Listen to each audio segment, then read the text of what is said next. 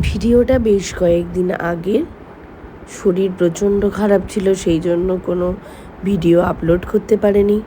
সবাই বাজি পুড়িয়েছে, আমরা পুড়াবো না সেটা তো আর হয় না। সোনুর সমস্ত বাজি সেদিন রোদে দিয়েছিলাম।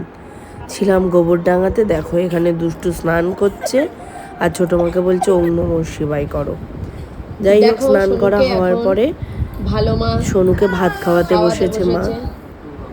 কি দিয়ে ভাত খাচ্ছো বলো? শাক ভাজা, আলু উচ্ছে ভাজা আর ভেটকি মাছের আলু ফুলকপি দিয়ে তরকারি। আর আমরা খেয়েছিলাম আমার এক দাদার বাড়িতে, অন্নকূট উৎসব ছিল সেদিনকে, গিরি গোবর্ধন পুজো ছিল। দেখো ঠাকুরের কত ভোগ, আর এই অন্নকূটের থালিটা দেখো এত সুন্দর সাজিয়েছিল। দেখো জুম করে দেখাই তোমাদের।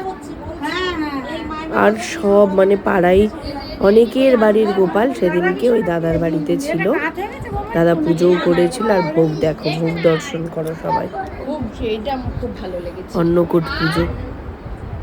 তারপরে সন্ধ্যাবেলায় চলে এলাম, সোনুকে খুব বায়না করছিল, মাম চলো একটু বাজি পোড়াবো। নিজে তো কিছুই পোড়াতে পারে না, শুধু দেখবে। আর আমার ওই চটপটি বাজিগুলো খুব ভালো লাগে।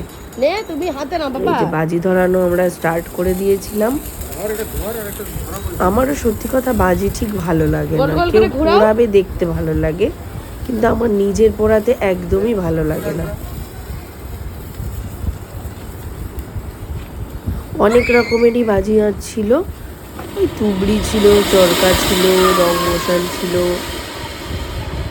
সোনুর জন্যই বাজি আনা হয়, আর কে পোড়াবে, আমার তো ভালো লাগে না পোড়াতে। যাই হোক, এটাও একটা তুবড়ির মতন, বাট এটা তুবড়ি না, অন্যরকম কি একটা।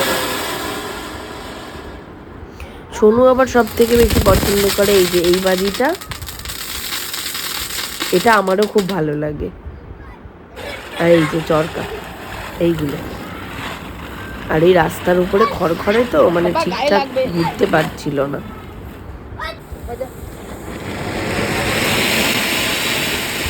চলো আজ এইটুকুই, দেখা হবে নেক্সট ব্লগে। ভালো থেকো।